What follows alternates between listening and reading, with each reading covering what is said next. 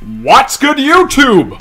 Boy, was I wrong to ignore the Weatheries. This was the first Weathery that was released, Rainy Weathery Lazula, and I kind of just ignored her. I passed her over, not because she's that nerdy looking, I wouldn't mess with you kind of gal, but because her effect just didn't do that much to me on its own, and it was the first Weathery released. If this card is special summoned, you can place one Weathery spell/trap from your hand in your spell and trap zone face up. So I was thinking, they need some busted continuous traps for this to matter, or busted traps period, because putting a spell from your hand in the spell and trap zone, it doesn't need much help to do that, right?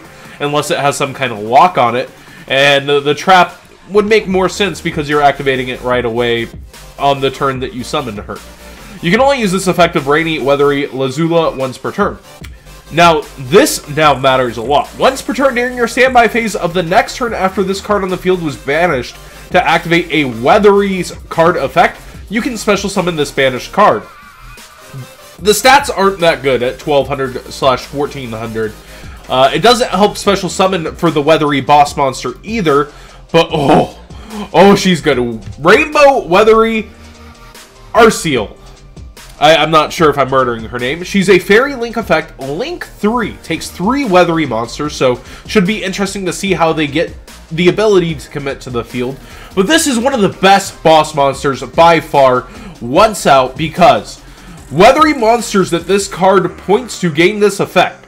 When a card or effect is activated, you can banish this card, negate the activation if you do destroy it. So this card gains that effect when it's being pointed to.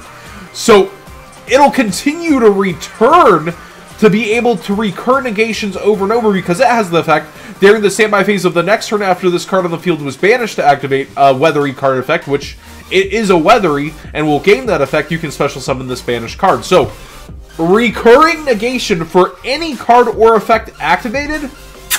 Oh, so nice. Number 2. So it's got 2 more effects here.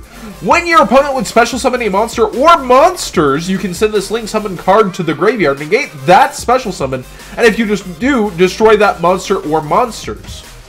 It's got a built-in Thunder King Ryo effect for any special summon of monster or monsters. It's getting even better. So not only does it have the ability to deal with any kind of spell speed 2 or lower spell or trap with this negation effect that would shut down most decks, it now has the ability to sacrifice itself to stop special summons that it would not handle. And then the third effect, once per turn during the standby phase, if this card was banished to activate the effect of a Weathery card since the last standby phase, you can special summon this card in case something's pointing towards it that lets it have a banish effect. I would have thought that its number 2 effect might banish instead of sending the card to the graveyard so that it could recur itself, because it also specifies Link Summon card. So I was figuring since it would be special summoned and no longer gaining that effect would kind of power her down and naturally balance it out of her coming back out. But nonetheless, it's just kind of that effect that it seems like all the Weathery monsters are going to have. This boss monster is insane. I read this over and over and couldn't believe it. Weathery monsters that this card points to gain the effects of when a card or effect is activated, you banish that card to negate the activation. If you do, destroy it. It's so good. Basically, it's saying, as long as I have monsters behind me, you can't activate any spell or traps. And we already know that they're going to get some kind of spell/trap lineup that's important to activate from hand, which probably will be what allows them to spam the field and special summon to get her out, since she's going to take 3 monsters. And this also does state that it allows for when it's special summoned for the activation.